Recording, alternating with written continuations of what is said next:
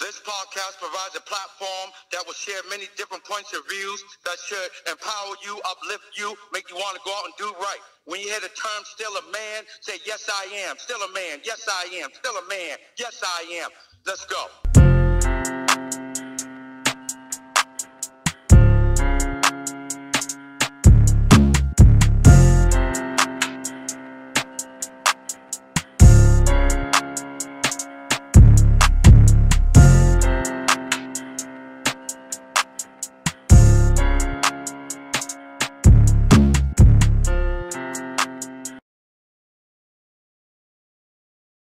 What's up, people? It's Tuesday night, and it's now time for another exciting edition of the Still a Man podcast. Tonight's topic, racial profiling. So let's just jump right into it. Tanya, let's get your definition on racial profiling. Your interpretation. My interpretation is when you need to go to somebody else. Go to somebody else first. All right, Deli. My interpretation of racial profiling is, I think that's judgment. I don't know. I think they're racially profiled because of the intimidation that they have of colored men. Mm-hmm.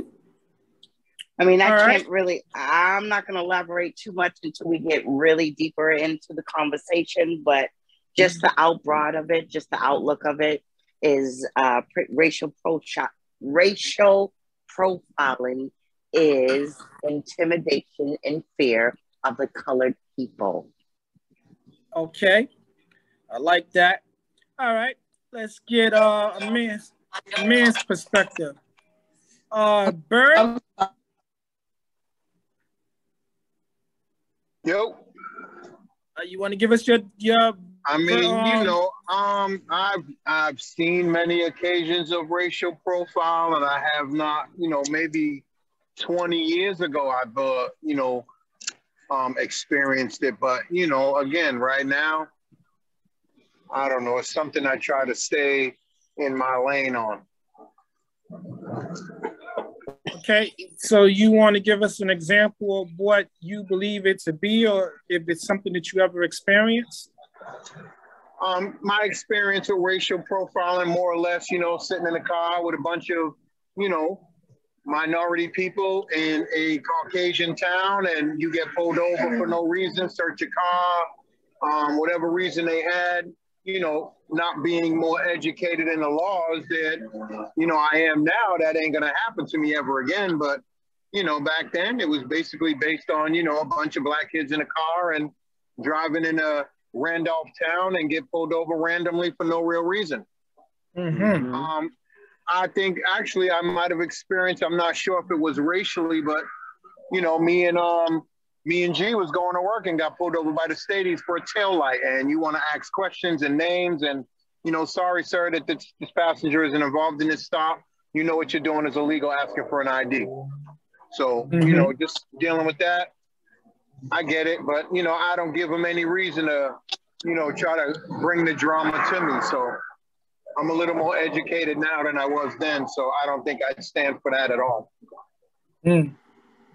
And it's less intimidation, more fear. Okay.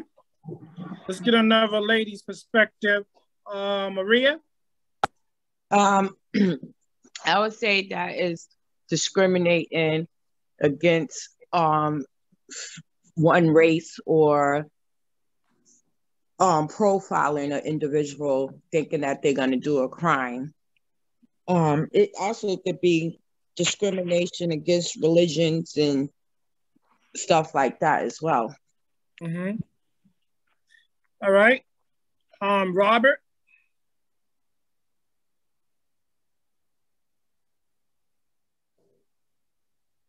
Mr. Brimage, care to share?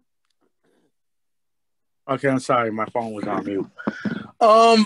Me personally, I think it's stereotyping underneath assumption. You think that one is a certain type of way because of their image or what someone has spoke about that certain race that they're supposed to act a certain way. So you're kind of passing judgment and you're assuming. Okay. Mm. Right to the point. Timmy? Yeah.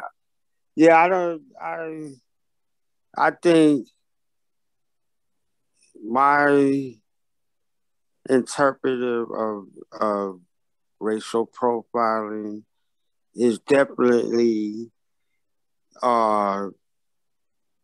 your prejudice towards somebody's skin color. And it don't necessarily have to be skin color. I know that some people take things to the extreme when it comes to that. And some people just look for, to pull you into their misery at times. So that's where I take that, those racial profiling people, I take it that they want you to come join their misery. So that's why they call you racist names. Okay. Sean? I'm gonna jump on Bird's bandwagon. I'm gonna go back to when I was first taught and told about racial profiling. It started with the police back in 1968, and from the police. Was that you was born the same year I was born, son? Actually, I was born in 70, but I was told about it that's when the first trial case that ever was ever brought to light to even question racial profiling, because that's where it came from. It started with the police itself, and then you fast forward up to today to where any and everybody can racial profile. So. All right. G, Lacey. I'm ready. I think that is something that comes with our first impression of people. So I would say everybody does a little racial profiling, because once you look at the person and their race, you know how to act accordingly with the person. And you might, sometimes people taking their impression and then they treat the people the way that they were raised or their background or something like that. So we all do a little profiling. Okay. Tanya. Yeah. My interpretation of racial profiling, it starts with the police, but profiling African Americans, it doesn't necessarily have to be a man, it could be a woman. They profile from apartments, from them feeling inferior, thinking that they can they control the narrative of what's going on, thinking that they're above and you're below. Okay. Did I get everybody? Make sure I get everybody before moving on. Josie's not with us yet, right? All right, so let's go. So basically, this is what the formal definition is. It's the use of race or ethnicity the use of race or ethnicity as grounds to suspect someone of doing something criminal or an offense. So that's what it is. So basically, everybody was correct. It was a little bit of all of it. So again, now that we understand what it is, the definition, let's talk a little more about it. So has anybody ever experienced any type of racial profiling? Let's start with Deli.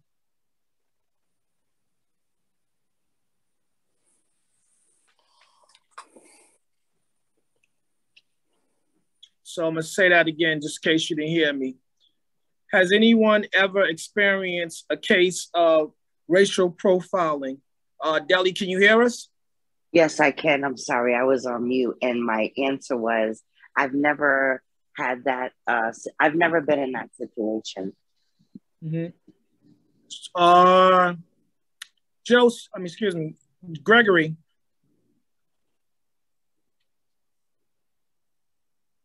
Guys, got to turn your mic. Sorry, can you ask the question again, big dog?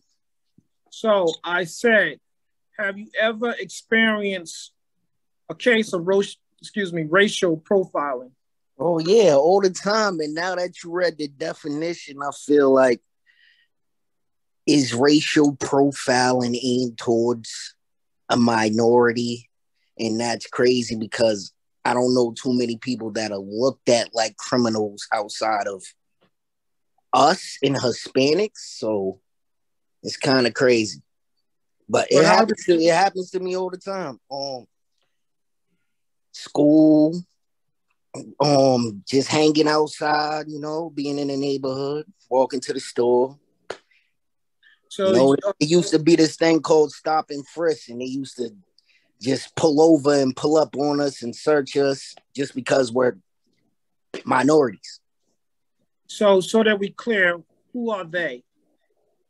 I'm talking about the police right now, because if you're talking about being racially profiled for a criminal offense and they're looking for criminals, the only people that could be looking for criminals is the law. Okay. All right. Maria, have you ever experienced racial profiling?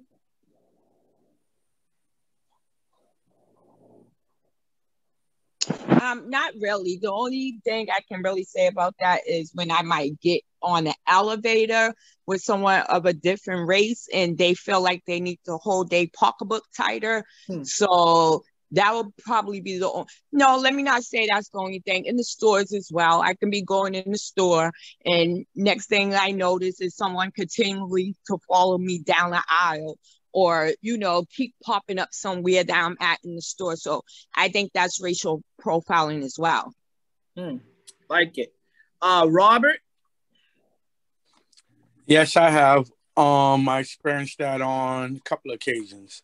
I can give you two of them, so I won't go on and on. One time I was waiting for my Chinese food to be delivered to my residence, and I'm standing outside, and I thought it was the Chinese guy pulling up, and I was like, "Hey, Yum Yum, that's you?" And it was like, "No, come over here." And what I first did was run back in the home and lock the doors, and then they started banging on the door. My mom's and dad came downstairs, and they said, "Send the young man that just ran in the home back down." And I came down, and they said he changed his clothes. He had something to do with a shooting up the street. And I was only waiting for Chinese food, and I never was up the street. But I happened to be, a color man, young man, standing in the door front outside, and they didn't know what I was standing outside for, so they assumed I probably had something to do with the shooting up the street, or I was just looking for trouble. Another time, I was going to do tutoring in Newton, and I walked through Andrew Station waiting to get on the train with my briefcase. Two Boston police officers came over to me, told me to stop, and I said, "Why?" And they said, "Because we have to search you. What you doing?" And I know why they judged me, because I have my beard braid and twisted, and they thought I looked like a terrorist. So the only thing I could do was pull out my phone and call my teacher so they can hear if I was on my way to school. But at the same time, they didn't want me to do nothing at all. They just wanted to assume that I was in the wrong, and they wanted to search, and they probably was going to take me down to the station. Okay. Kiana? I mean, yes. Definitely in a store. But I'm quick to call people out. Why the hell are you following me? Did I ask for your help? No. Go back over there. Yeah. Even in a restaurant, they assume that you, especially because you're Black, that you're not gonna tip, and you have a problem with like add-ons, like, oh, that'll be an extra dollar or that'll be another charge. I didn't ask you that. I asked for extra whatever. So I don't need you to tell me that. Thank you. So yeah, it happens in more than in other places other than police. Okay. Timmy?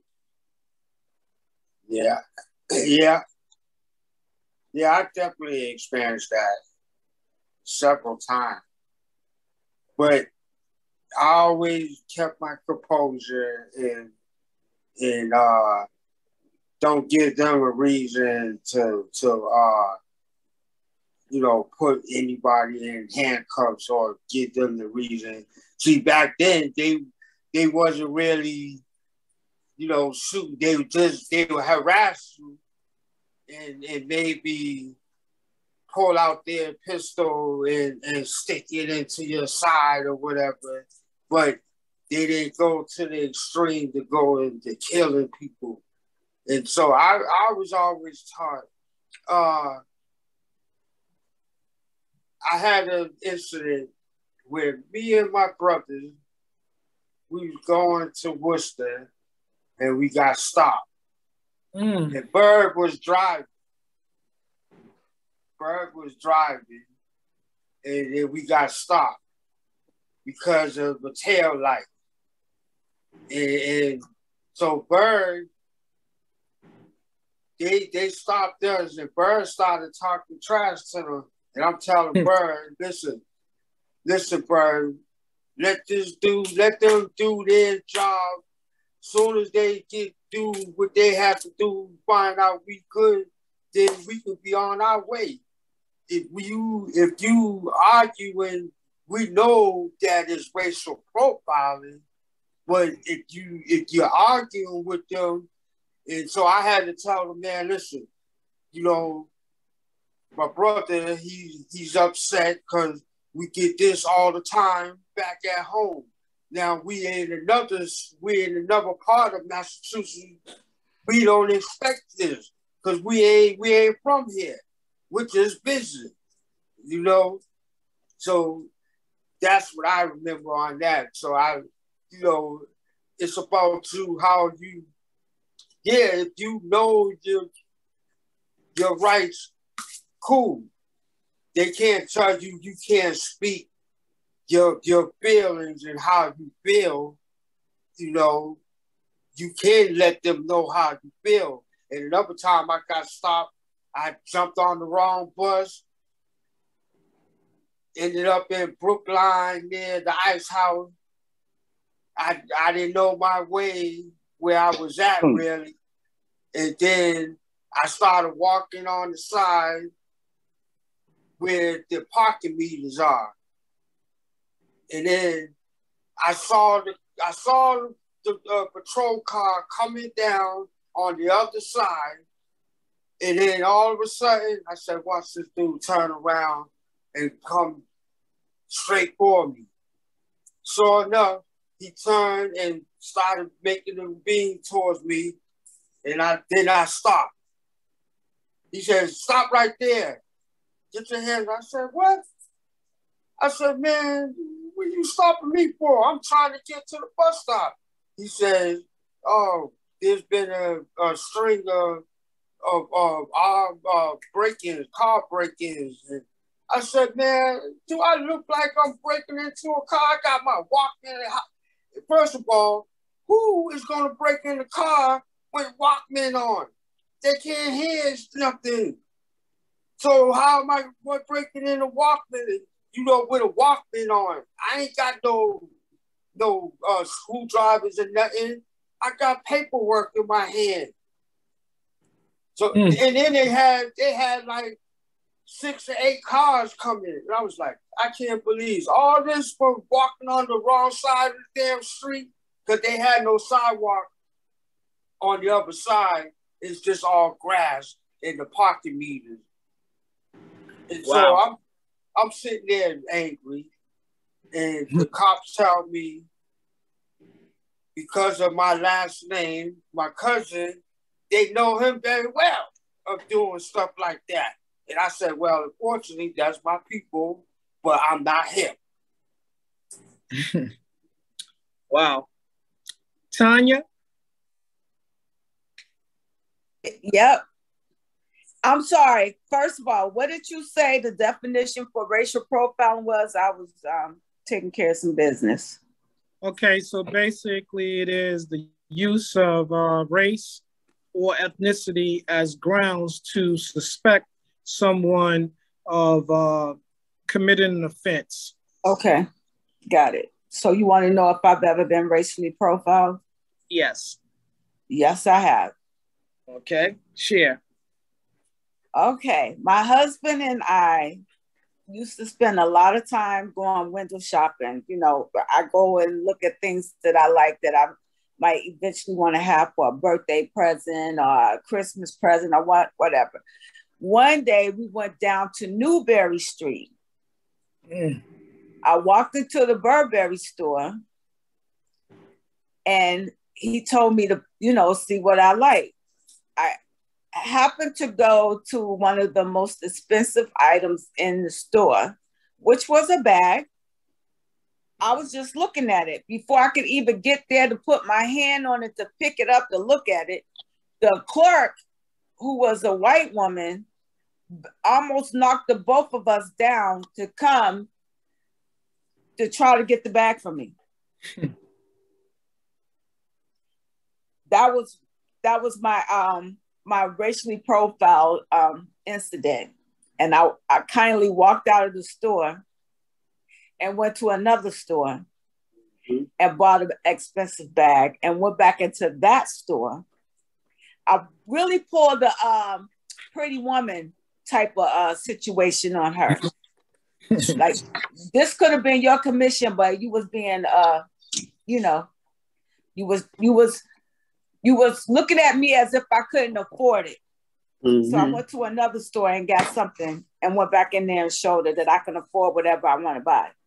That's right. Okay. Sean? In all my years of living, I've only experienced it one time, and that was within the past 7 years. A buddy of mine came to pick me and my son up. I was living in Milton at the time. And we was driving in a convertible, well, not a convertible, but a Jeep, and had all the tops down, this, down, the other.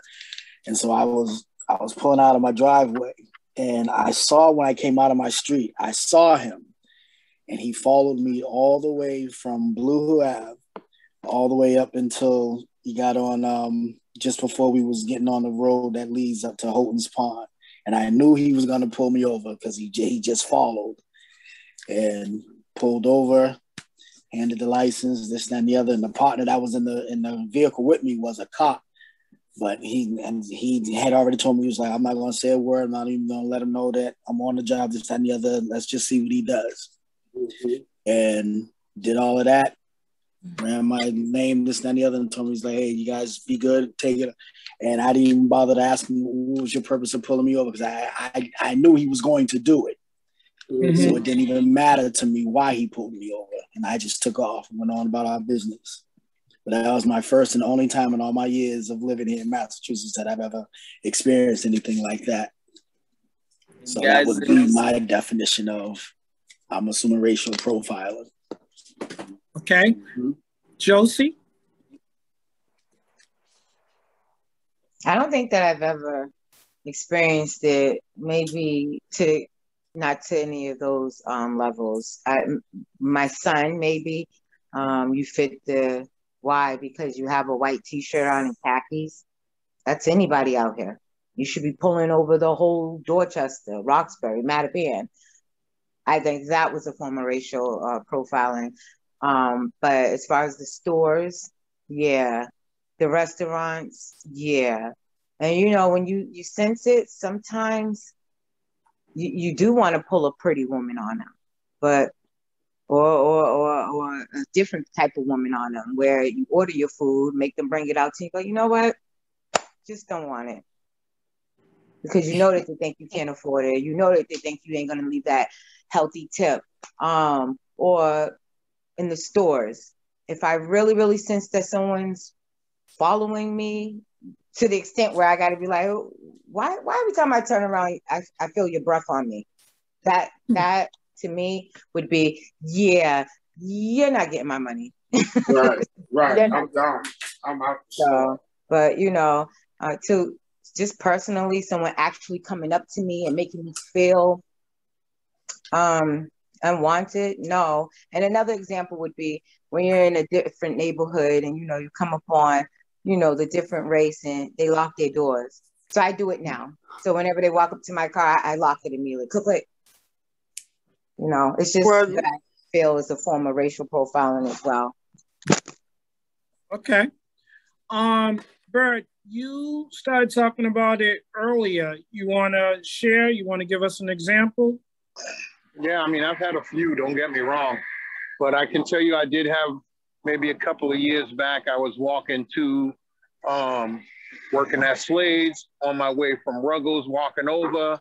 I noticed Northeastern police, they followed me up one street, they left, they came back another way, they came up another one, and they pulled up on me and basically saying they need my ID. And I said, I don't got to show you nothing. What are you talking about? What did I do? You fit the profile. I said, what's the profile then, sir? Tell me what I fit. A big light-skinned guy with a big yellow hoodie on and a black hat. And this is the profile. This is the description you got, right? Because that's why you're stopping me. We're not at liberty to tell you. I said, well, I'm not at liberty to show you nothing. Excuse my language, F you. I said, call the Boston police. I said, because I don't recognize your authority here with me. I went to go reach in my pocket. They put their hands on their weapon. I just put my hands up and I said, I don't care what you say. I'm not giving you nothing. Call the police. The police sergeant came, spoke to me. I explained my situation. They talked to them about whoever the description was, and it came out I did not fit the description of what I had on. One of my supervisors came over from Slade's and vouched for who I was, and F you, have a nice day. I'm not giving you nothing. I don't got to show you an ID. Now I know a lot better. I don't show you nothing. I haven't been accused of a crime. I don't have any reason to identify myself to you. I didn't do anything wrong. You know, and quite some time ago, I've been pulled over plenty of times based on what I look like or who I'm in the car with in different neighborhoods. So I've experienced all of that. And, you know, excuse me again, I talk shit. If I didn't do wrong, I didn't do nothing wrong, I'm giving it to you. If I'm dirty and my car ain't right, yes, sir. No, ma'am. Sorry, sir. What's going on? But now I ain't dirty. I got nothing to hide, and I'm talking trash every chance I can get if they do something wrong to me. You violate me, I'm letting you have it. Well, sometimes that ends badly. So you've been very fortunate. If you know your rights, it's not going to end badly. That's right. I know my rights now. Let's just say this, gentlemen. It shouldn't end badly, but far too often it does. Even for those that know their rights, they lose their life while reciting their rights. You know, so it's that's what happens a lot of times. So consider yourself fortunate in each situation. I think we're ready for a video. All right, tech person, take us to school. I think you'll all agree with me that racism is a loaded topic. What is or isn't racist, or who is or isn't racist, is one of the most hotly debated issues in American society. Is racism about what you believe, or is it about how you behave toward other races? What is prejudice, and why does it exist? Sociology can't make racism go away, and it can't make it any less disturbing. It probably can't even make the issue of race and racism less loaded than it already is. But it can help us understand racism, and understanding is an important start.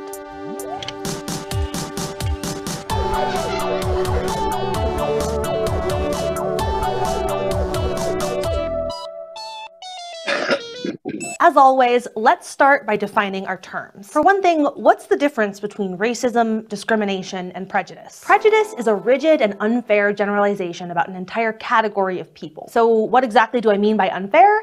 While a prejudice assumes that something you think to be true for a whole group applies to every individual member of that group too, with little or no evidence. Prejudice often takes the form of stereotypes, or exaggerated and simplified descriptions that are applied to every person in a category. Negative stereotypes are often directed at people who are different from yourself, which means that people who are a minority in a population are more likely to be negatively stereotyped. For example, two common stereotypes of people who use government assistance are that they're A, African American, and B, gaming the system. But both of these ideas are demonstrably false. The majority of people on welfare are white, and people who use social services like welfare are also likely to need the extra help. But these stereotypes lead people to claim that Black Americans, particularly single mothers, are lazy or untrustworthy. This example is a specific type of prejudice: racial prejudice. Racism includes beliefs, thoughts, and actions based on the idea that one race is innately superior to another race. Some take this definition further and argue that racism is inherently tied up in structures of power, meaning that racism specifically refers to the belief that a race with less societal power is inferior to other races. And of course, racism can be explicit or implicit. Explicit bias refers to the attitudes or beliefs that we have about a group that we're consciously aware of. But implicit biases are a little bit more insidious. These are the unconscious biases that we have about other groups. While we might easily recognize an explicit act of racism, like calling someone a racial slur, we often don't consciously recognize how implicit biases affect how we interact with each other. For example, a 2007 study by University of Colorado social psychologist Joshua Correll and colleagues found that people's implicit bias comes into play when making judgments about how likely it is that a person is holding a gun. Participants in the study played a video game in which the goal was to shoot people who had a gun, but not shoot unarmed people. Participants were more likely to mistakenly shoot an unarmed Black man than an unarmed white man. This was true whether the participants in the study were white or Black, and it didn't change regardless of what explicit biases the subjects said they had. What did seem to matter was if the subject said he or she was aware of stereotypes about Black men and gun violence, even if the subjects adamantly disagreed with those stereotypes. That said, it does seem like training can make a difference. The sample for this study contained both a sample of adult community members from Denver and a sample of police officers. The study found that police officers, who are trained to recognize when someone has a gun or not, were less susceptible to racial bias in who they shot than a community member was. Also, we should note that like many studies in psychology, this is a small sample design. About 130 members of the community and 230 police officers participated in the study. So prejudice is about what people believe, but discrimination is a matter of action. Discrimination is simply described as any unequal treatment of different groups of people. Most of us think about discrimination in terms of specific actions, like calling someone a racial slur or refusing to do business with a certain type of person. But racism can be bigger than one individual. Let's go to the thought bubble to talk about institutional racism. Institutional prejudice and discrimination are the biases that are built into the operation of society's institutions, like schools, banking systems, and the labor force. The concept of institutional racism was highlighted by civil rights activists Stokely Carmichael and Charles Hamilton in the 1960s, who argued that institutional racism is harder to identify and therefore less often condemned by society. Carmichael and Hamilton compared society's response to the suffering caused by white terrorists bombing Black churches to the lack of attention given to thousands of Black children who suffered for different reasons, like from the lack of access to quality housing, food, healthcare, or schooling. Bombing Black churches is an overt act of racism motivated by racial hatred, so it's easy to understand as racism. By contrast, elevated rates of sickness and death, which stem from structural disadvantages, aren't the fault of any one individual's racial animus, but it still results in discrimination on the basis of race, and it's much more likely to go unnoticed because there's no single person to blame. Together, prejudice and discrimination form a vicious cycle that entrenches social disadvantages. The cycle starts with prejudice taking hold in a society, often as a strategy for consolidating economic or social power for a certain group. This prejudice then motivates discrimination against the minority group, both at an individual and institutional level, which forces the group into a lower position in society. Then, this social disadvantage means that the minority group is seen as less successful and therefore inferior to the majority group, seemingly justifying the original prejudice, and the cycle continues. Thanks, Thought Bubble. So that's what racism is, Now, why does it exist? One theory of prejudice is known as scapegoat theory, also known as frustration-aggression theory. Scapegoat theory frames prejudice as a defense mechanism on the part of frustrated people who blame another, more disadvantaged group for the troubles that they face, even when those troubles stem from structural changes. Economic anxiety is seen as a common trigger for scapegoating. Fear of losing jobs leads to blaming immigrants for taking jobs, rather than looking at how globalization and automation have changed the economy. A second theory was proposed in the 1950s by German sociologist Theodor Adorno and his colleagues, who were trying to understand how fascism and anti-Semitism took hold in Germany before and during World War II. The authoritarian personality theory sees prejudice as the outgrowth of a certain personality profile, one that's associated with authoritarianism, or the desire for order, tradition, and strong leaders who will maintain the status quo. People with authoritarian personalities tend to see society as hierarchical, with people who are naturally superior having the right to power over others. So, according to this theory, racial prejudice is heightened when an authoritarian personality feels there's some moral or physical threat to their way of life. Both this theory and the scapegoat theory see prejudice as a reaction that certain types of people have. People who are frustrated or people who have a certain personality type. A third theory of prejudice takes a different tack. Culture theory claims some prejudice can be found in everyone because people are products of the culture they live in, and we live in a prejudiced culture. This is what some people mean when they say everyone's a little bit racist.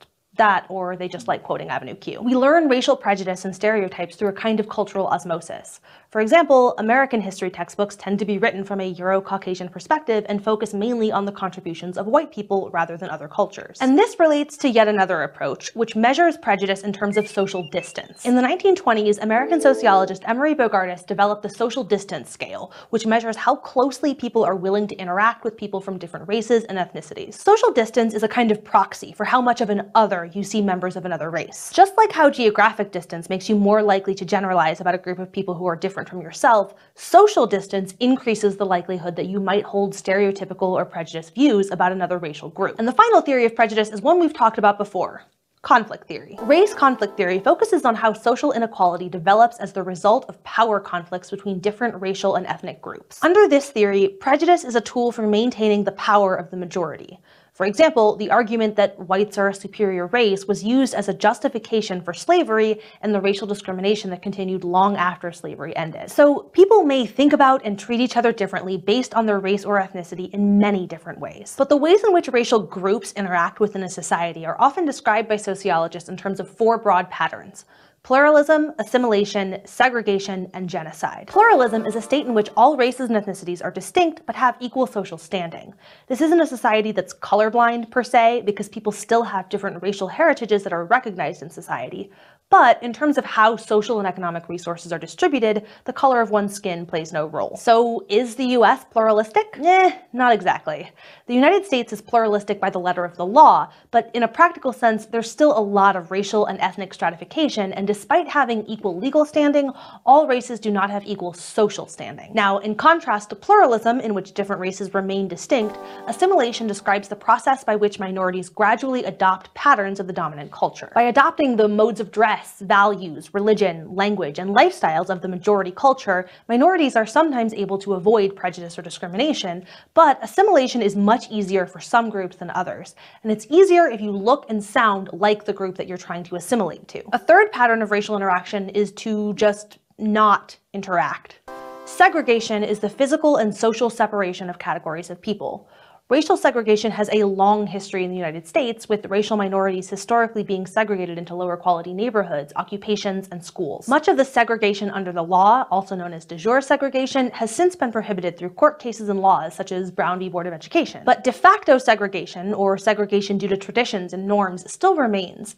People live in neighborhoods, attend schools, and work mostly with people like themselves. This self-segregation has led to high levels of racial stratification. About 1/4 of Black students attend public schools that have more than 90% students of color, and those schools tend to have less resources available to them. De jure school segregation may be over, but de facto segregation has all but ensured that the public school system remains separate and unequal for many Americans. Sometimes, however, racial prejudice has consequences beyond segregation and inequality. Racism can lead to genocide, or the systematic killing of one group of people by another. Whether we're talking about the attacks on indigenous populations by colonizers starting in the 1600s, the Armenian genocide by the Ottoman Empire during World War I, the Holocaust during World War II, or modern examples in Rwanda and Darfur, genocide represents some of the worst of humanity, and it is usually motivated by racism. We can't talk about race without talking about how people have used racist attitudes as an excuse for violence and subjugation. But hopefully, what we've talked about today will give you some context for thinking about how race plays out on a societal scale. Today we discussed prejudice, stereotypes, racism, and 5 theories for why prejudice exists. We talked about discrimination and the legacies of institutional racism, and we ended with an overview of 4 types of racial interaction: pluralism, assimilation, segregation, and genocide. Crash course. Okay, guys. So if you're just joining us tonight, we are discussing racial profiling. And that video basically gave us a history lesson as to where racial profiling stems from. You guys, you agree or disagree? Let's go around. Deli, do you agree with the video?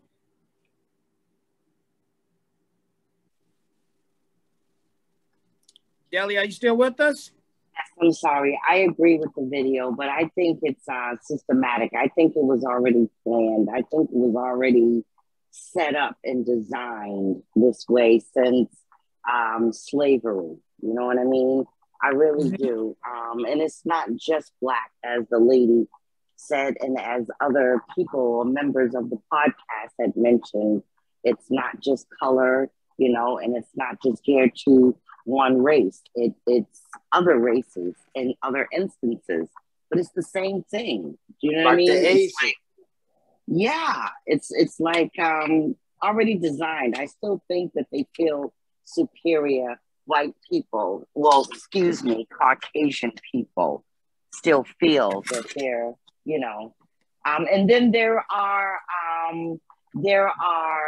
prejudice against Caucasians as well, because it depends on if you're Ireland, if you're Canadian, if you're other ethnic, you know what I mean? It's just crazy. But I think it's all designed. No one has the control. God is in control of this whole system, you know? And if people would get that concept and just love one another, sure, we're different. Sure, we culturally, we're raised different, we're taught different, we're born different. I mean, it's just so many dynamics, you know, but at the end of the day, it's just getting along. It's just living and let living.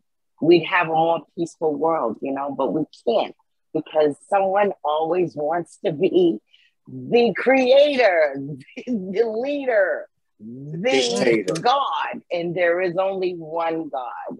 Mm-hmm. Okay, Timmy? I think the whole thing is just a bunch of bullshit. Excuse my language. Because how could you be racist when there's so many mixed interracial relationships? There's so much of that now than it ever was back then. And you telling me it's more stronger now than it was back then? You know, I mean, we had it, but you know, people spoke up and you know, or you know, boycott the stores, or you know, let them know this, you going to be a part of the community, then you can't be racist. But now is you got so much interracial relationships. They got kids. These kids are growing up confused because they got a part of something that they feel or say is privilege, right? Mm-hmm. And then they got the other side who, you know, they say, well, they're beneath you and you shouldn't socialize with your African race because you're supposed to be our race, but you got both of them in your DNA, right? So how could you not damn balance the see? But this is what it is today. There's a balance in there, so they can't really call themselves. Oh, we're gonna, because it's more of us as far as that are being racially profiled. You have Spanish, the blacks, and like Deli said, you have some Caucasian overseas. You got the Spanish, the Asians that was being attacked and whatnot. And so if everybody who had some type of interaction with that all band together, you can stop that stuff. You can stop it, just like when we all vote and come together and vote, and we can make things happen as far as getting people out of office that we don't want there. That's what we have to do, the same with everything. If we want change, we have to come together and fight as like and Soul Food Big Mama said, come together as one big mighty fist, and we have power when we all stick together as one. Okay. So not to cut you off, Timmy, but love is, so what you just said and what I see, it comes right back to the very first thing, which is the Creator, God. When people are interacting, they're like babies. You don't know their ethnicity background. You don't know how they live, what they eat, how they were, anything different than you. You don't know until you learn that, right? So love doesn't have a color. Love does not have a color. And with that being said, that's why you have so many interracial interactions. And so, even the LGBT community is being, they're being racially profiled as well. And so that whole unit, look what it has come to. Before they were just judged and ridiculed and beaten and all kinds of things. They've come so far from that when they started. Now they're coming out more. They're accepting, they're taking a force. That's because of the spirit that they have in them. I'm telling you, everything comes back to the Creator. It does. Okay. There is no God, no human, anybody can attest to owning or making the judgment of anything. God has the final answer. He's the Creator. Okay. Sean, you want to jump in there? You agree with the video? Yeah, I agree with the video. No, I agree with it. To put it into the nutshell, it's those that have the power or what they believe is the right to be racist and to categorize us the way that they do. It's all about power. They just want to be in control, and that's it. All right, short but sweet. Josie?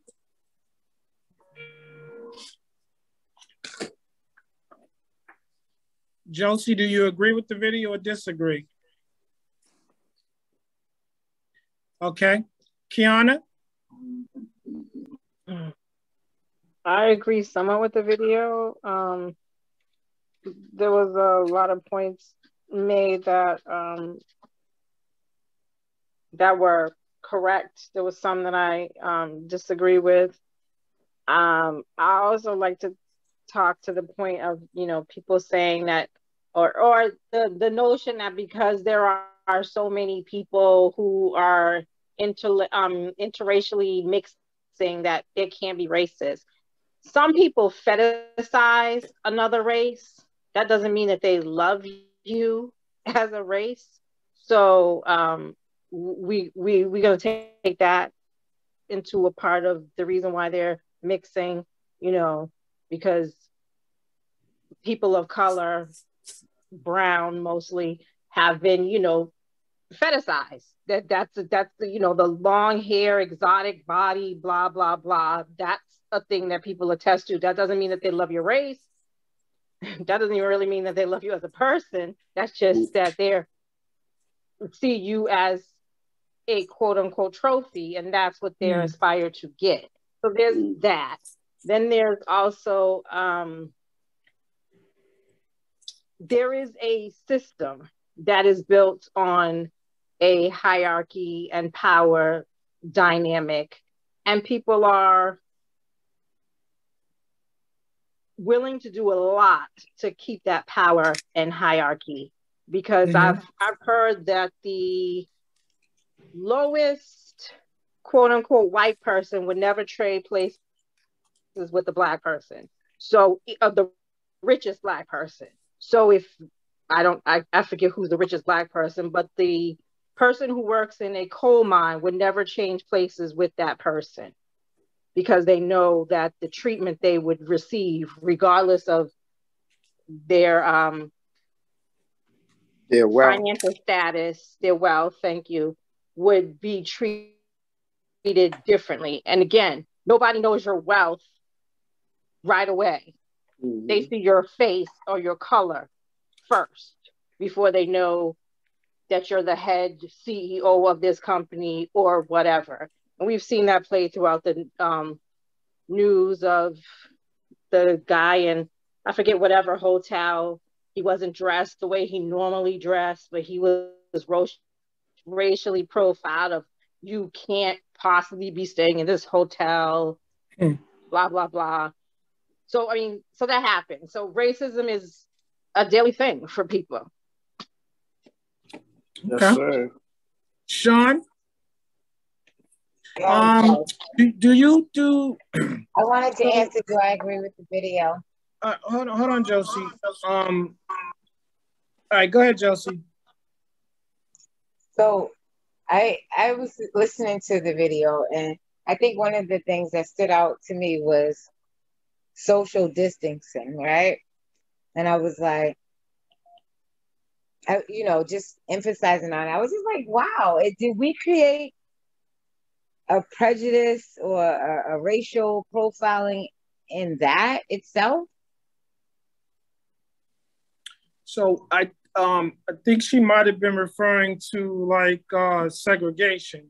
Right. So when social distancing came up, and in effect of the COVID virus, right? We started that, like, even us amongst our family, like, I'm not coming out no more because I caught that COVID, right? So it's like, it create, I mean, I feel like, just speaking out loud right now, it did create something like that to an extent. Yeah, right. It did. I felt that. I agree, because people of color, they're still controlled. They have a fear because of that COVID. You understand? And when we were on lockdown, Caucasians didn't have that fear. They felt untouchable. They still didn't wear the mask. They still came out. They still congregated. They took chances and felt like it wasn't meant for them. Until it started happening to them. And then they want to say, hey, you other Caucasian, don't be stupid like me.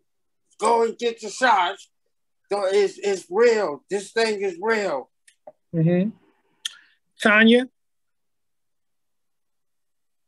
Yes, I'm here. So did you agree with the person had to say? I agree with the video for what I could take, because it was going so fast. It was a lot to digest. But I agree with the video, and I agree with some of the points that some of the other panels have made as well. I think that being a spiritual woman, that, how can I put this? There's racism in every category, like Irish or African Americans or Spanish. There's racism within the races. Mm-hmm. And a lot of it has steered from, racism has been there from the beginning of time.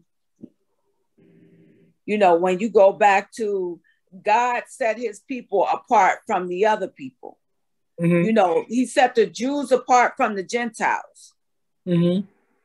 Racism. But when Jesus came to bring love and to bring the people together back to God through the sacrifice of him. And Jesus is love. And I think that if we all realize that the flesh part of us is always going to go for disobedience and power and think of self, that if we realize we're spirit first and then flesh, spirit covered in flesh, and that there's two sides of the equation that's going on. And if you put your focus on the spirit aspect of it and treat people the way God intended for us to treat each other in a relationship, as opposed to putting your focus on the flesh side of it that falls short, we will always lose. We will always lose. There will never be peace. If you go forward with spirit first, I think that there'll be a lot more equality, peace. Listen, every human person has two people. You have the inner and the outer. And every day we are always, as humans, battling ourselves, not each other. And you said it right on the nail. There's the spirit side, which is the inner, and then there's the outer side, which is the worldly side. You couldn't have said it best. Okay. And so with that, there's always spiritual warfare. You understand? Within, you're always battling yourself. How can you bring harmony with that? You have to already have it.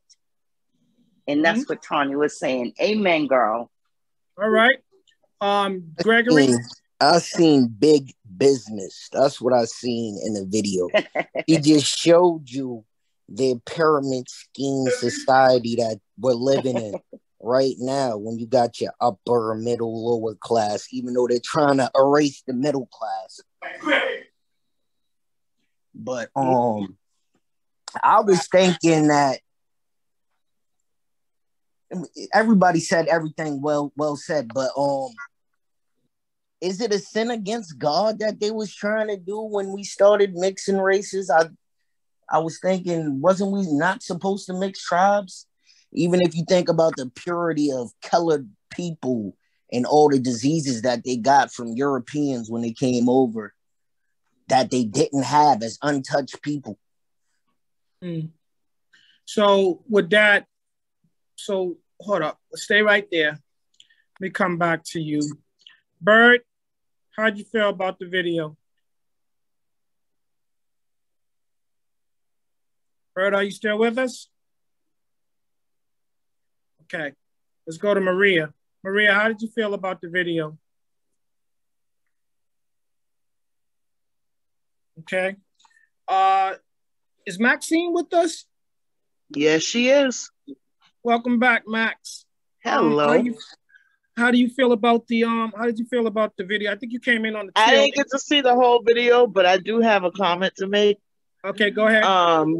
Based on what others are saying.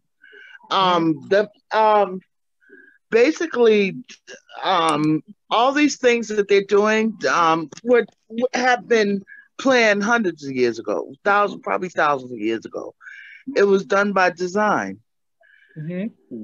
And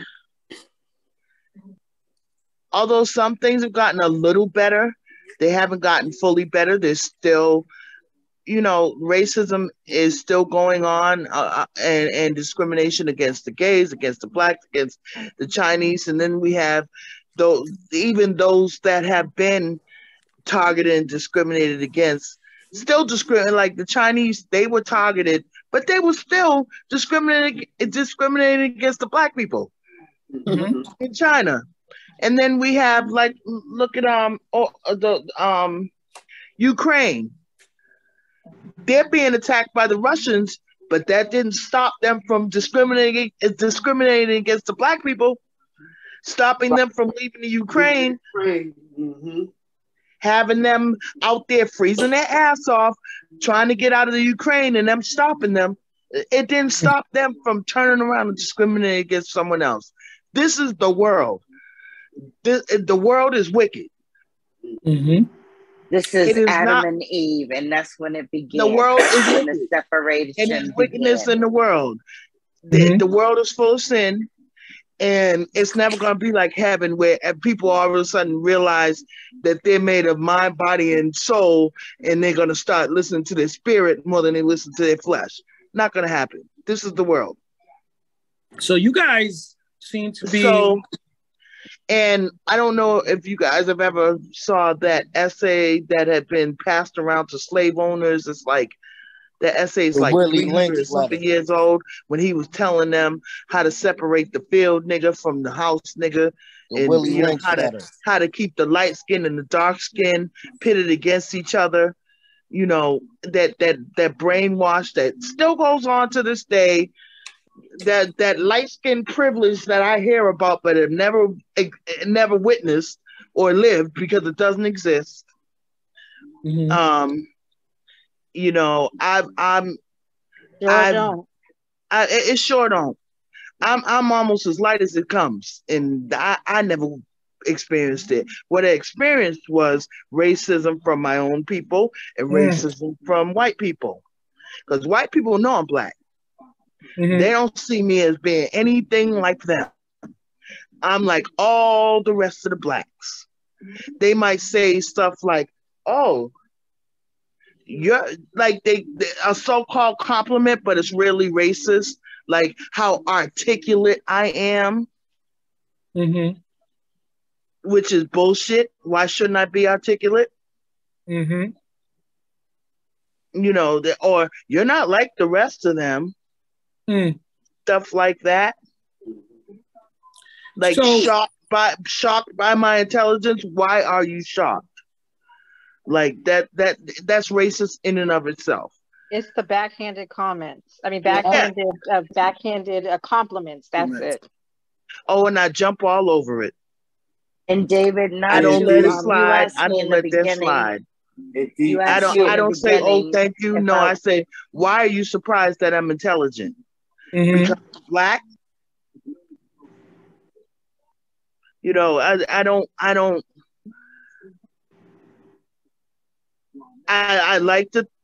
used to like to think the best of people, but with life experience, I've learned that this is the world. It's wicked. You have to be on guard, and yes, it is a spiritual warfare. And for those that have the discernment, that's great. But because it will keep you from wasting time fighting people, you know, if you have this discernment, you know what to do. You know who needs to fight that battle for you. So let me ask you guys a question, the whole board. So do you think this whole racial profiling is a sense of preconditioning? You know, something that you're taught? Yes, I believe that. Oh yeah. Absolutely. Just like the video you showed. The video that you just showed that had the analysts and all the analytics behind it and the prompts, even that is controlled. You're training me to think that way in which you see it. Getting your future pupils to learn this. No. And so that's where the discord comes with other ethnicities. They don't go along. They don't agree. They don't go along. They got other beliefs, other ways of thinking of that. Hold up. You know? Wait a minute. See, because I want to disagree to that, because the kids are innocent. They know nothing about racism. You see, last year, they had the little two kids, the little black kid and the little Caucasian kid, and they haven't seen each other in a while. And when they seen each other, they went up and hugged each other. They were so happy. I saw But that. you seen in the video that they said that it's taught in school. You're learning European philosophy because they're the victors of the race war. They're the victors of all wars, really. So in the video, you it get to said that the learn. books are taught. In the books that they teach in the public schools, it's the American, Caucasian American history. None of the other cultural histories. Right. Okay. That's what she said. Yeah, you got 1 month of Black history. You got 11 of white history, or how, in 3 or days. what they want you to believe, because it's not real. Like Christopher Columbus did not discover America. He was a monster, a rapist, a pillager, and there's no reason why we should have a holiday named after them unless, you know, a Christopher Columbus Day sale. What that should be is you just go in the store and take shit that don't belong to you, because that's what he did. It was the example of Black people standing up and telling the people down at Faneuil Hall, hey, that name doesn't belong. That name signifies so-and-so. And then they began across the country, okay? They did a sweep. Now, let me stop y'all right there. Let's talk about these holidays. We talked about Christopher Columbus being celebrated. So you guys know that Juneteenth just became a national holiday? Right. Yeah. It's not celebrated by all, though. Okay, so let me ask you guys this question. Did you experience any racial profiling or any pushback to you taking a day off or being paid for the day or the day being held in observance, honoring it? Did anybody experience that? Can I speak on that? Go ahead, Key. So it became a federal holiday last year, a state holiday last year in Massachusetts, but it was only maybe a short time before the actual Juneteenth, so it didn't really take. So I work for, I won't say, an entity, entity that kind of governs over a whole other entity. So when I was preparing, because I had yesterday off, because it was Juneteenth was Sunday, and all observances on Sundays are celebrated. The observances are celebrated on the Monday of that following holiday. So it came to my attention that some offices that I'm in charge of were open. So I had to do 2 days worth of work for one day because they were open. And I actually found it, I was like, I think that's racist. Now, if I worked in that actual office and I wanted to take the day off, well, I was thinking that we would have the day off, but I would be brought to my attention that, no, we're actually open. And I said, okay, so they had a choice to be open because it is a state and federal holiday. I wonder how that is. But I was upset that I had to do 2 days worth of work. Well, I feel offended. I feel that those same people in power, the same people in power is saying, okay, give the people of color, give them their little day, okay? Because Juneteenth has been going on for years, regardless. Black people took over that Franklin Park and they decided, okay, that this is what they were going to do to celebrate their ancestry. Okay, it became big. And that's when you're seeing Caucasians getting more involved, more interested on what this really meant to them. Okay, but with steadfastly, people of color persisted. Okay, and so yes, they feel like they've given us something. Okay, but it's a little dog, it's a little bone here, kibbles and bits. No, I'm offended because when I see the celebration, it is not just, it's you saying in one breath, give the people of color their freedom, their day. We'll make it a national holiday. But in the same breath, you're incorporating other ethnicities into that. You're making it something different. You understand? As they always do. Yeah. Exactly. So, yeah. what Sean was wait, right. Hold on, Tim. Sean was right when he said private, because it's about private. You have your own decision and rules when you're private, but you still have to follow the state rules. But you can throw in little senators like Kiana was talking about, people the work being open and thinking that all of them are closed. Nah, if it's private, they're gonna be open, because they're not giving us the true honor. They're not giving us the true honor. Let me let Sean jump in there. Sean, go on and get in there. Timmy said what I was saying. I was just responding to what when Kiana was saying about a company having a choice to be open, even though there are holidays of state and federal. If you're a private company, you don't have to honor those. Mm-hmm. So I spoke to mom when she called the job on Friday, and she was asking me. I said, "Well, close on Monday or whatever." She was like, "Why y'all guys are closed?" Everybody keeps saying it's a holiday. What kind of holiday is it? So I had to tell her. She was like, "What is Juneteenth?" And I explained to her what it was, and she was like, "Oh, I don't understand why I don't have it off at my job. I'm going to have to ask my supervisor regarding this or whatever." But I feel the same way it was done with Martin Luther King's Day, because when I used to work at jobs, that wasn't a national holiday. That became a national holiday as well. Now they honor that as well, where you get that day off. When I used to work at another job, it was basically saying if you was Black, it's your choice to come in or not. We're not going to hold it against you, but if you take the day off, it's coming off your personal time. Exactly. So there is an issue, because anytime you say if, that means that if you do this, then this will happen. If you choose to do this, then this will happen. If it's you don't show up, this is what's going to happen. It's so instead of honoring the holiday across the board uniformly, they don't. There's stipulations. I think MLK Day is being honored, fully right now. But when it first started, it was some crazy stuff going on. I do remember my supervisor saying to me, "We don't have that off. What do you do on that day?" And I mean, when I sit here and think about it, I'm like, that was pretty racist. Like, do we ask y'all, what do y'all do on Christopher Columbus Day?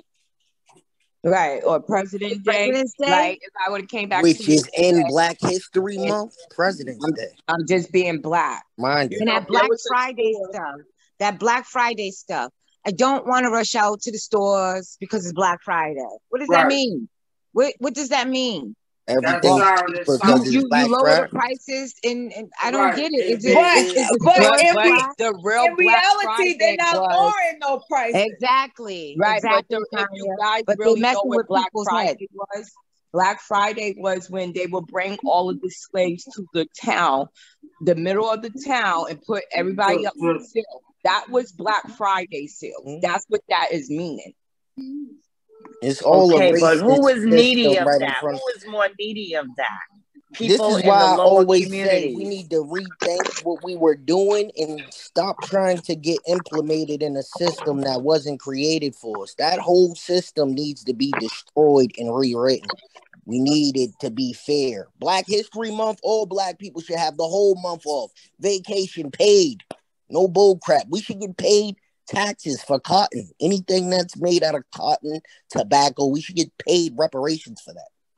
Well, Black History Month now, I feel like when I was younger, there was a lot more going on for Black History Month. All month long, it was Black commercials. It was Black shows on TV. Now, I feel like we don't really see all of that. I don't feel like it's really being celebrated like it used to. It's like, okay, let's do a couple of Black shows in there, whatever. But other than that, they start playing, they start celebrating other stuff going on in the month of February. They're not really celebrating Black History Month no more. Mm-hmm. And so also, it's the shortest month of the year, which is only 28 days. What is that? let me show you guys something else. Or 29 or 29. So on Juneteenth, was there a parade? No. No. But there was in something. Nubian Square. Yeah, I Somebody was gonna say, I think organized it something was. in Nubian Square So on Friday. So you guys know this is factual. There was a parade. Yes. Yeah. My job on it, you know, they gave us like this big luncheon on Friday. Was it Friday? Yeah, it was Friday. Thursday they gave a big luncheon for us, right? And on Friday is when they sent out the events that were going on for Juneteenth celebration, where you can go X, Y, and Z. Yeah. And all this month, like once a week, they send out like, you know, history on it. Right. As to me, and I keep it 100, the flag. I learned about the flag. I'm like, well, damn, why don't we use that flag? I mean, it's the same colors, it's just a different symbol. And I'm just like, I don't know. How many other people knew about that flag? How many other people knew that there was a flag to represent that? And then I always think about when I used to go to work, I used to see one of my workers with the other color of the flag that was representing, I guess, independence. And I was like, oh, okay. All right. It's all coming together now. But, you know, for me, I just feel like it needs to be more education where African-American background is, you know, concerned. So let me go ahead and plug this shirt. You guys, if you go to emporiumplus.org, you can find things like that on there. There is a shirt with a statement on it that does have the African American flag posted on the shirt. But the only way you're going to see it is if you go to emporiumplus.org, and then you can look at everything that we have there. For example, you can get all the hardest designs by Support Our Sisters, Youth Serum, Still a Man, Envy Forever, Adapt a Parish First Lady, and Adapt a Parish. But again, you can find Black designs by Black artists and Black store owners. If you go to emporiumplus.org, you can find things of that nature. Now back to the show. Now, again, was that holiday televised? Was it broadcast on the news? Did you hear anything about parades like on St. Patrick's Day and other holidays? Did you see any commercials geared towards Juneteenth? Sean? No. Anybody, just jump in. I had I watched the celebration from Hollywood Bowl on CNN. And this was regarding Juneteenth? Yeah. What was the fanfare like? Was there Black artists there performing? Yeah, there Earth, Wind and Fire. They had some Black poets. They had Neo. They had Black entertainment. Everything was African American. Okay, so it is being celebrated. It sounds almost like organization, like everything else with our people and our culture. It does not happen with us alone. It has to be spearheaded or led by someone outside of the village in order for it to come to fruition, because there is nothing that we celebrate that is geared towards us. We're permitted to celebrate these things, and they will give you something and take something away with the other hand. Have you guys noticed that? Yeah. Honestly, I was really concerned about the Juneteenth celebrations that was going on across the nation with all this gun violence that's going on, the racial profiling with the gun violence. I was really praying that I didn't hear anything about no shootouts at the parades, or nobody getting hurt at the parades or celebrations for Juneteenth, because that just seemed like the perfect opportunity for one of these groups to try to make a name for themselves. Now let Let me stop right there. Hold on, Timmy. Hold on, Timmy. Yeah. Hold on.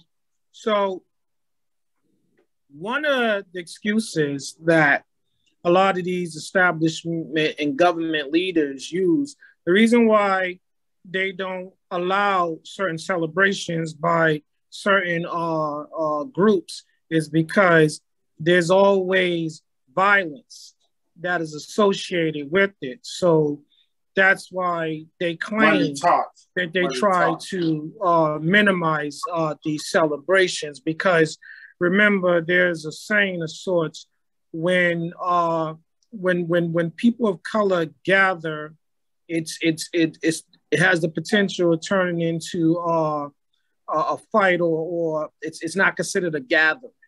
Yeah, but I'm talking about these white supremacist groups coming in doing this, spraying. Yeah. I'm not talking about our people being bound towards one another. I'm talking about these nationals, white nationalist groups, and these white supremacist groups coming in and trying to cause trouble.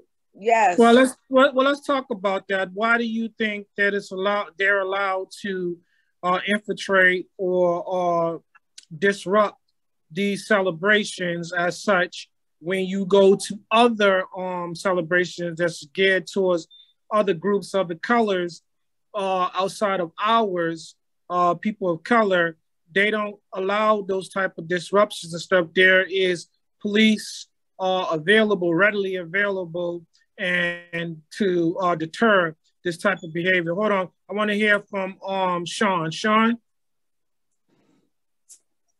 What's the question, sir? D, what's your question? The question is that why do you think that these events that are hosted by people of color, they're allowed to be disrupted, but any other color outside of our color or group, these group celebrations do not receive the same type of disruption? The police force is readily available. They're present. They're visible. You can see them, and it's a deterrence for people to go there and act the fool, so to speak.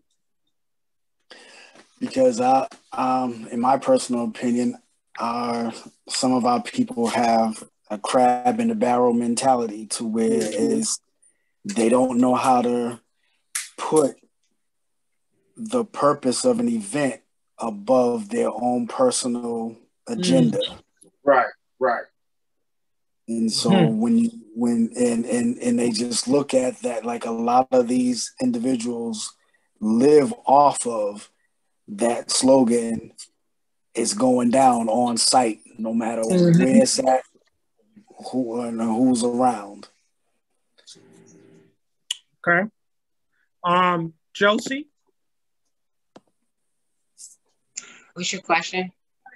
The question is, why do you feel that certain groups have celebrations and there is no disruptions, and the police presence is readily available and it is highly visible? Why people of our color, why are our celebrations short and few, and why do we not receive the same type of support, so to speak? I don't know. I feel like maybe we have a lot of, I guess, building to do within ourselves as a community, as a race, because I go to other cultural events and I see tons of things going on, like just tons of things. Same things that'll be going on at, African American gathering. And I mean, arguing, right? People getting drunk, people acting crazy, people might have little physical altercations, and it's never an eruption. Like when you come to I don't even want to call it the hood, because this could be people's homes, and things just occur. It's like no respect. Like Sean said, you don't got no regards to it. We're coming for what people form together. You're more or less focused on, yo, everybody's over there. You want to go over there now, you know? And it's like, what about the kids? What about the innocent people? What about those people you coming for? You know, it's like we have a lot of building to do amongst ourselves, because if we don't love each other, where do we get off, you know, getting mad about others not loving us? Right, exactly. So we go back to what Max stated earlier about separating the house slave from the field slave. Do you guys believe that there is racial profiling amongst our own people still to this day? Yes, absolutely. You got that rich, poor, middle class. As I was telling you the story when the cab driver took me home, he said, "Where you going? You live in a shelter down here?" I said, "No, I do not. I live downtown Boston." Right. And when people hear you living in those areas, again, some form of profiling. It's like, okay, I guess rich people live down here. I went to South Boston with my cousin, and we called a cab. We waited all night. It was like 2 o'clock in the morning. We called the cab. We told him we was going to Dorchester. He said, we drove off. He said, where you going? We said, to Dorchester. He said, he turned the car, went around the block, and dropped us off, said, I can't take you there. I said, why? We give you the money up front. He was like, because somebody, they jumped out the car and didn't pay the fare. I said, man, we ain't that type of people. We'll give you the money up front. We'll give you the money up front so you don't feel like we trying to jack you. He said, no, I can't take that chance. I was like, man, this is something. Now, you guys, right there, do you feel? Uncle D, I was going to say that lady said in the video, the lady in the video, when you was just talking about the house slave and the field slave, the lady said in the video that you'll have a certain person try to fit the categories and dress like and act like the dominant group. So yeah, you're gonna have that type of separation. That makes sense. Even go back to that video just to point it out on a pyramid scheme. And then you got, like, as minorities, sometimes the Spanish people think that they're better than us. It feels like sometimes black people are at the bottom of the pyramid. No bull crap. Because you'll have the Spanish people think they're better than us and black people are lazy. Then you'll have islanders say that too. So it seems like all the time we're at the bottom of the pyramid, because no matter what's going on with them, like the Chinese people being profiled and the Ukrainians being attacked by the Russians, they still took the time out to discriminate against black people. You all know why that is? Why? It's because we're the only race that has a problem coming together when it's necessary. Say it again. I agree. Say it again. I agree. So because we don't have respect for ourselves, how do we expect others to have it? Now, I would think that's conditioning too, because it is conditioning. If you have a great black person able to gather a whole bunch of black people together and stop fighting each other and actually come together and speak out, they're gonna get shot in broad daylight, made an example out of. No bullcrap. But see, that's the problem. That's a part of the Go ahead, Sean. Yeah, we can say that's preconditioning this and the other, but when do we? Before we can actually come together, we actually have to have some self-control amongst our own individual selves. Yeah, we are our worst enemies in a lot of situations. We're profiled by people outside of our group, and then we profile within within our group, and in our groups, and then we profile the people that are in roles of managerial positions. We try to ignore their appointed positions. Oh, they're no better than me and stuff like that. Minimize people of their color do that. Power. Yeah, and their authority, so to speak. It's hype. It's all hype. It's just like what Ice Cube said.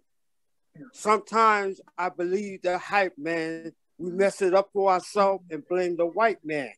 It's actually that's true, because we do a lot of stuff and we don't. It starts with us, like Sean said too.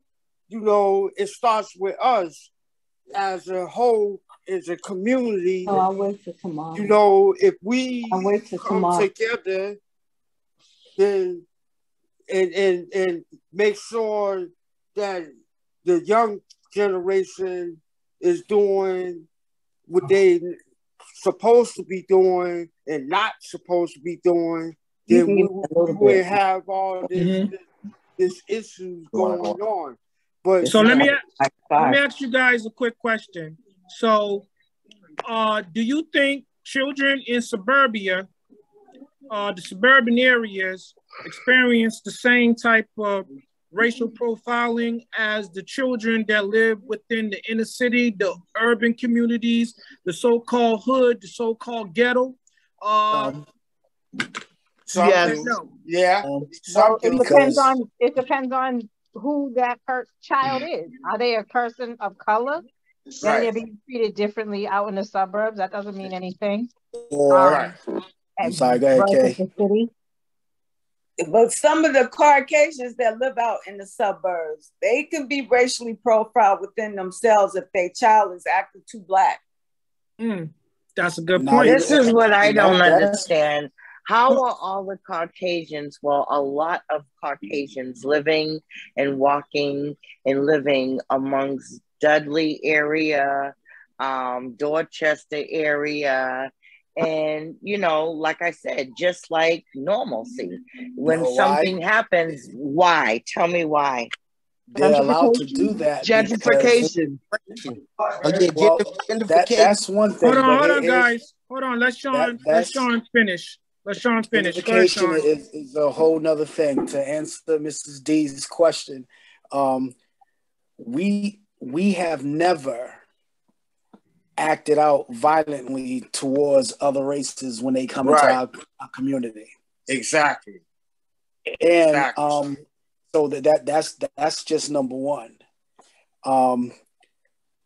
We're more. That's pretty much it. There's nothing else. It's not even so much that we're more accepted than the other. We pay attention to it, but we don't pay attention to it because it does not matter to us. Right. If you do any type of hate crime or violent crime against the other, just remember what happened with Carol Stewart. They just said it was a black man, and the whole city got shut down. I remember that. Racial profiling at its best, at its highest level. Remember that. At its highest level. Because of the community that it was in. But he knew to do it. He knew to do it in that community. That's where his thoughts probably was. I'll just pull over here and blame it on the black dude. I feel like even if it was Mattapan or Dorchester, Dart Ave, if they still said this would happen on the back streets of Mattapan would have got shut down. Dart Ave would have got shut down. At the time, they were the same way they were just stopping and frisking people in Mission Hill, they were doing that in Mattapan and everywhere else. Yeah. So it did affect Mattapan. It affected every black neighborhood because they would stop you. I was a teenager then. They would stop you and frisk you. I got frisked by a male officer just for walking down, and I was walking down Norfolk Street. Right, that's because if you was black, you fit the description. The description of what? Because that's what they said. It was a black. I didn't fit. Black. Bowles They're was nothing definitely like that, being man. treated different in suburban Yeah, communities. they were frisking us all. They whenever they felt like if they seen a group of teenagers or a group of black people anywhere at that time, they would stop and frisk you all. They would half undress you in the middle of the street. Let Go me all up in the that private was parts. keeping us in control. That's all that yes, was. Yeah. reminding Yeah. you of your role, your place, so Yeah, that you keeping know you in your your place. place. Yeah. So Right. Whatever So that that may answered be. your question right there. This is why that don't normally happen in neighborhoods of a black person attacking a white person, or white people just move into the neighborhoods and it be okay. We welcome you in without any problem. Yeah, the welcome committee is different in the urban communities as opposed to the suburban communities. You may receive a cake or a pie in the suburban communities. In the urban communities, it's going to be a lot of looking out the windows. Well, who's this moving in and stuff? Oh, I hope we ain't gonna have problems with this person, that person. Because in the black communities, and I don't like using that term, but in the urban communities, we have a high level of I wish a mother effer would. So when these people are moving in, you're watching them and you're like, I wish this mother effer would come in here and think he's about to do this, this, and that. I'm not about to put up with these new neighbors and stuff like this. Now, when you move into other communities and it's predominantly another color outside of the so-called African-American color, yeah, you're going to be scrutinized. Even the names are racist itself. It lets you know right away, we're not going to tolerate anything from you and we don't want you here, and we're going to let you know right up front. If we have to have police driving by your house every hour on the hour to make you feel uncomfortable, we will. But again, guys, I read something where police officers are taught as a part of their training to profile, to racially profile. And I don't want to believe it, but yeah, that's what they do. And then they let these people believe loose. that this profiling. Huh? They are taught to be criminally profiling, not racially profiling. Right, because it could be a certain look that they give you, body language. You notice a bump in the back of that shirt. They're looking for things that, in our eyes, we don't even see. Right. Well, they train weren't to the KKK the first police ever? Okay, so let me speak on this real quick. You Can I guys share this real quick before you speak on that? I recall a moment in Randolph. I think we went to an Irish pub. It was me, Bird, Timmy, I think my cousin Gary, and maybe two other friends or one other friend. We all went in there. We sat down. We was about to place an order. I don't know if it was pizza or something, but everyone started in there. I used the bathroom. A couple of us went in the bathroom. A couple of the Irish people or white people or Caucasian or whatever you want to call them went inside the bathroom, seen us in there as colored men. And they said, oh, my God, something like they're about to rob the place. They rushed out. They went to tell the manager. We said, we got to get the hell out of here because something bad is about to happen, because we thought we were going to have to defend ourselves fighting up inside there. So we went to go step out the place, get in the car, and our car was surrounded by police cars. See? That's racial profile. Now, let me tell you why. This is what I was going to say to you guys earlier. Don't take my word. Go look it up. But because they're taught that a particular group behaves a certain way and their mindset's that way, so they bring that type of activity, that type of energy with them, that type of behavior. So again, guys, what I told you guys before, attitude equals aptitude. If you think a certain way, you're going to behave a certain way. So if you're taught that these individuals of this color group act a certain way and they're aggressive, what do you think is going to happen with the person that's in a position of authority? They're going to be aggressive as well, because right away they're being told that you have a problem with authority. You're not going to respect their authority. If they're in a position where they're supposed to uphold the law and they feel like that you are going to impede that, they're going to do what they have to do to make sure that you respect their authority. So that is the racial profiling that I'm taught. that I'm talking about, they are taught. So that's why I said I read something where they are taught that, because they are told to expect a certain behavior from a certain group. That's racial profiling. Can I say this, Uncle D? I believe Bert was saying earlier, I think it's depending on who the officer is, because I don't believe that they really taught to racially profile. All law is taught to criminal profile. So they take it upon themselves for like the urban neighborhoods, while we suggest this crowd over here is going to act a certain way. Well, they carry guns out there. You think that in the suburbs, when they pull up on a bunch of kids, they got their hands on their guns, or they telling them to lay down on the ground? Absolutely no, they're not. They asking them question as, where you guys going? Okay, make sure you get home carefully. Don't be out here doing any foolery. Right. Now, can I say this? The first police patrolling thing was from the KKK. You can look it up. They had the first star badges and everything. They were the first sheriffs, everything. So yeah, it could be that they are taught that. It's deep rooted. And I was gonna say, damn, I forgot. I'll come back to it though. I had something. The names, before you move from the names, the suburban thing. When you look up the definition of sub, you know it's the opposite of urban. That's why it's called urban and suburban. Exactly. So you know it's built off of a racist thing. When you even look at the definition of the words. Yeah, and I'm going to build off of what Gregory said. Actually, policing started by overseeing of the slaves, so that's where you might get some of those. Oh yeah, but the overseers ended up being the KKK. Hold on, Gregory. Let her finish. Well, Go ahead, they formed the KKK after slaves got free. They didn't really do that before they did. So, and then also suburbia, there was law by our USA government that we couldn't even live out in the suburbs. So, it's all built on. Again, racial profiling. They did not want a certain group to live within a certain area because they felt like they bring a certain type of behavior with them and a certain type of crowd that they wasn't going to permit. So yeah, redlining. So again, there's a show on Amazon that's called Us, and it tells you all about that racial profile in the suburban areas. They used to put the rates up really high, make it seem like the houses was really high.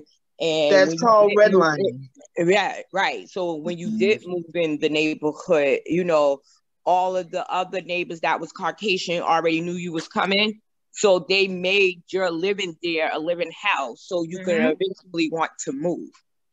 As I stated earlier, is a different type of welcoming committee depending on your race. So again, if they don't want you there, then I'm going to make you feel uncomfortable. And we do the same thing. People of color do the same thing in certain areas too, because they profile individuals as well. But have we become accepting of this behavior? Because again, when people of color act a certain way, like black on black crimes and stuff like that, a lot of times it goes ignored. People are like, don't say anything, don't snitch. Can we get away from that? Because that is a racial trope. You will rob. Yeah, because most races have more crime against each other than they do against other races. That's true about all races. So that black on black crime, blacks don't kill each other more than whites kill each other, or more than Chinese people kill each other. All races are more apt to kill their own than they are other races. That's a bunch of bullshit. So let me be clear about this. So you ladies are saying that statement in itself, it comes from racial profiling. It's based upon that is correct. It stems from that. Racial trope. Yes, in order because to make people whites think kill that whites, Chinese kill Chinese. Criminals than we are. Not at the rate that blacks are killing each other. Activity in the people you're in proximity to. to. And if your proximity is going to be the people you are racially associated with. So, as she said, Asian people will have crime against more Asian people because they live in a proximity to each other. That's where your crime is, in your proximity. Most people do not go to other communities to commit crime.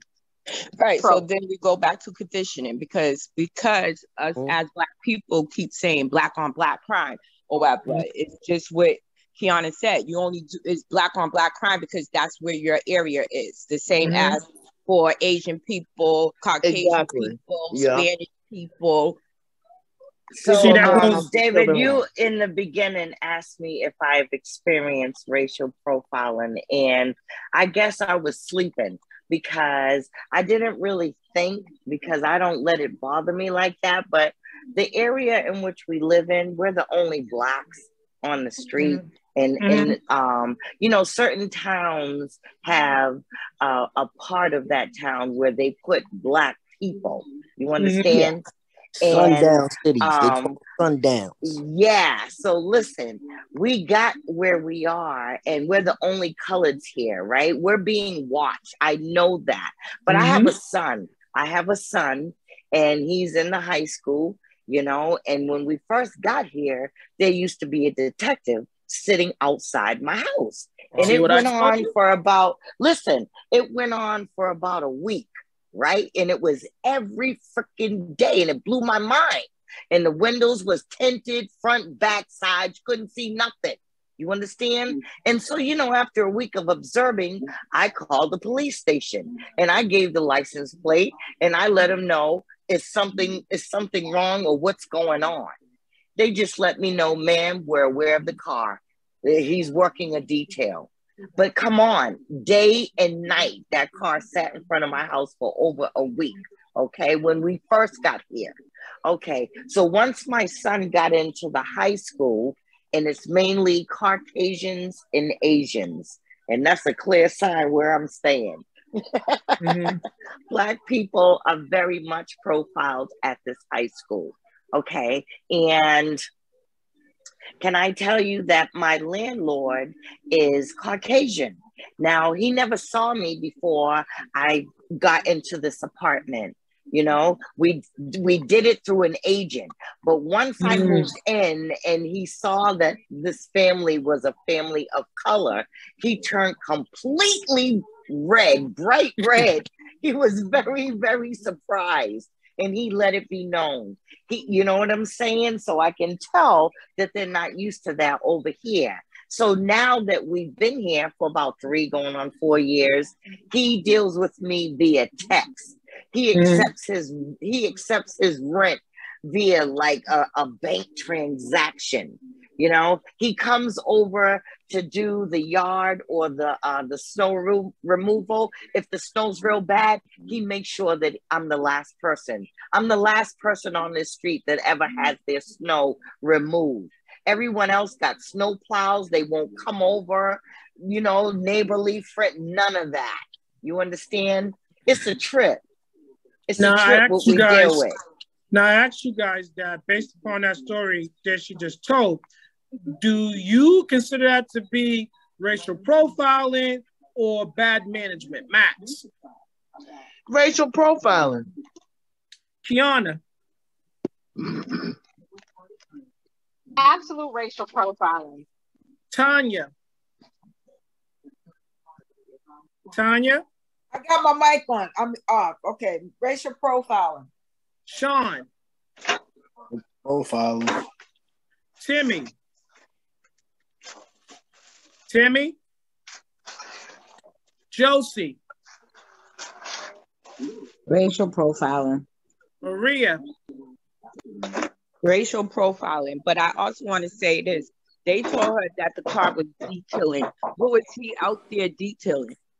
They wouldn't reveal that, but I'll tell you this. When the trash man comes once a week, they would leave my trash. You understand? Everyone else's trash would be picked up, but they would leave mine. I would have to call and make them come back because that's what I did. Let's stop right there. Maria, is that racial profiling? That's racial profiling. No matter what, it was racial profiling. But once they told her they was detailing, she should have been able to know what they was detailing. No, they wasn't obligated to let me know that. Well, okay, then you're making me feel unsafe then, because is there something going on in the neighborhood I should know about? Yeah, they couldn't tell me that. They couldn't tell me that. You see that? Okay. See, stop. Let's go back. Gregory, do you believe that was racial profiling? Hell yeah, she's in the okay. Sundown City. Racial profile. Stop, Timmy. So, David, we have cops that live up the street and on the other street of me. Okay, I have an alarm system because some of my mail was not arriving at my home. So I got a little alarm where I can see the cameras. Okay, so can I just tell you that the alarm went off once? It never, just this one time it went off, and it blew my mind. All right, I'm a single mother and I got 2 kids, 2 teenagers. Can I tell you, I called the cops. They came, but they sat out front for 5 minutes before they came to my door. I kept watching them. The alarm is still ringing really loud. Everyone can hear it, but they sat there before they came to my door and came in and checked. Okay. So I told you, we have police officers that live up the street and on the other side of the street. I got my son a vehicle. He graduated from high school. Now when he's driving, they follow him. Now stop right there. Robert, is that racial profiling? Oh, yeah. It's racial profiling to the extreme. I'm thinking that it's discrimination and everything else. It's intimidation. It's intimidation. I'm thinking that you need to call Ben Crump. I don't know. I'm gonna tell you guys this. What I do know about this racial profiling, you will be accused of antagonizing them upon recognizing them.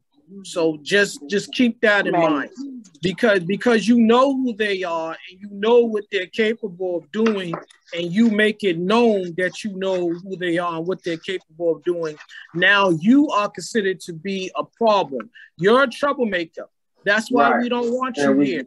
You're calling, you're complaining and stuff like that. That's why we don't want you in this area. I mean, Kiana, what did you say about people in DNA? What did you say about the trauma situation?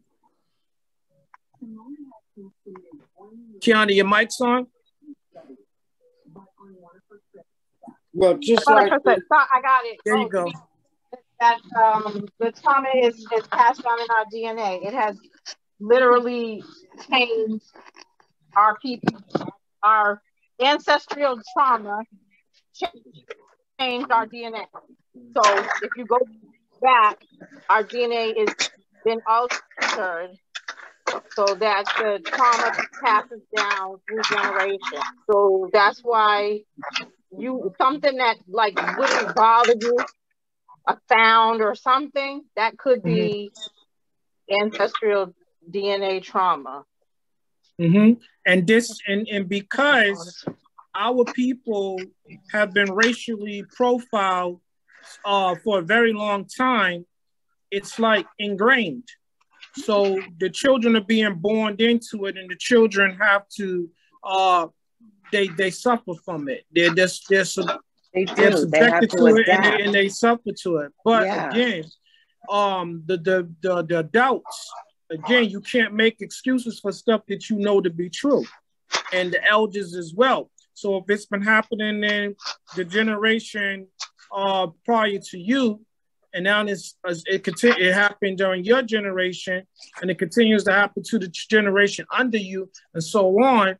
Yeah, I don't think that we're paranoid. I think that that's really happening.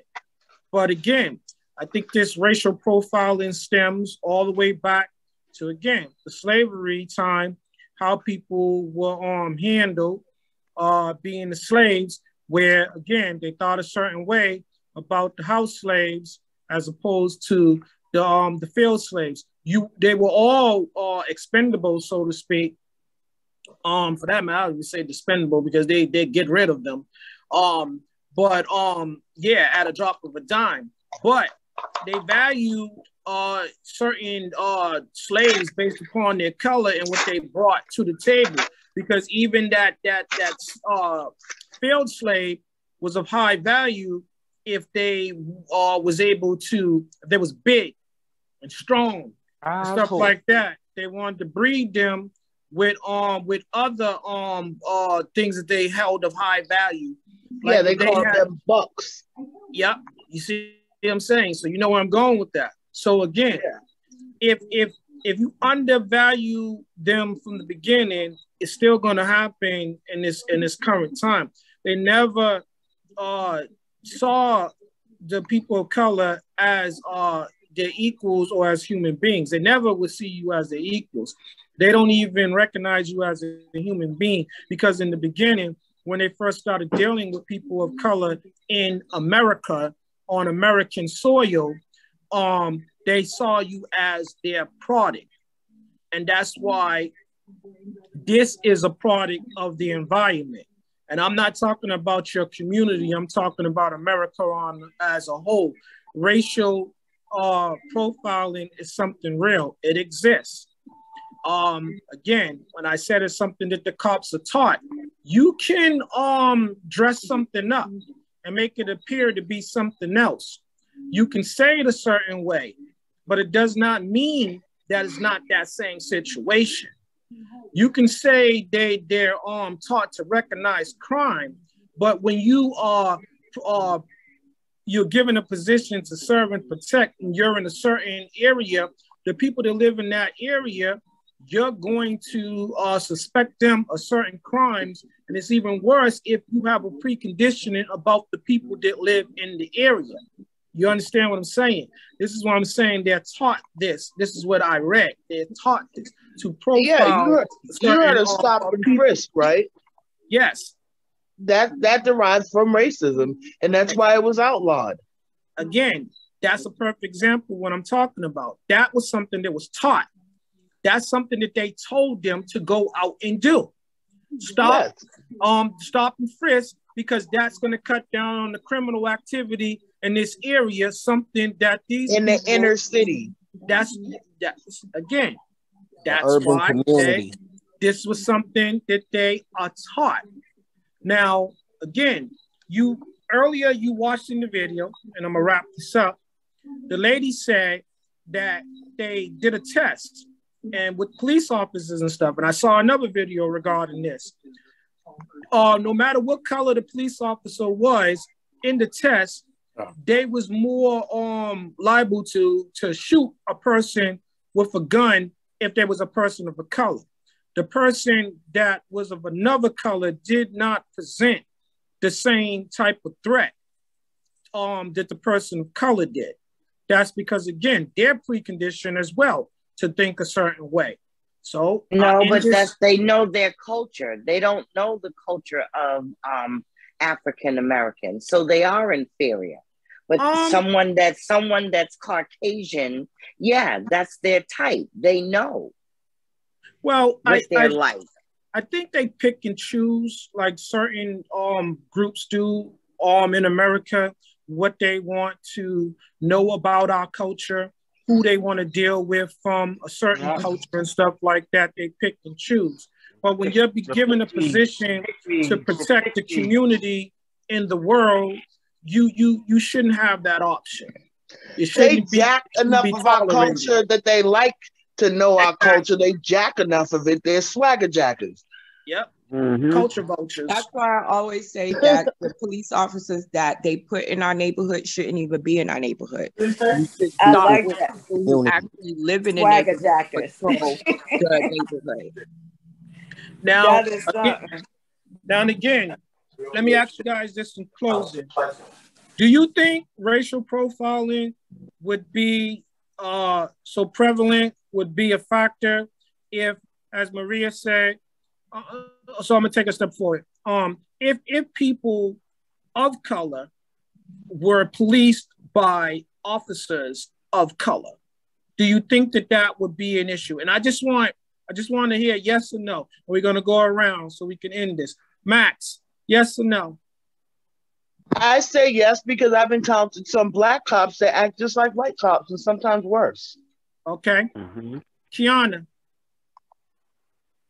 I will say the same. Yes.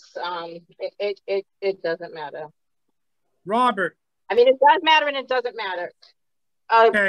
I'll take fact. Maybe 15 years ago, you had to live in Boston in order to police in Boston. I don't know if that's still a factor now. Okay. Sean?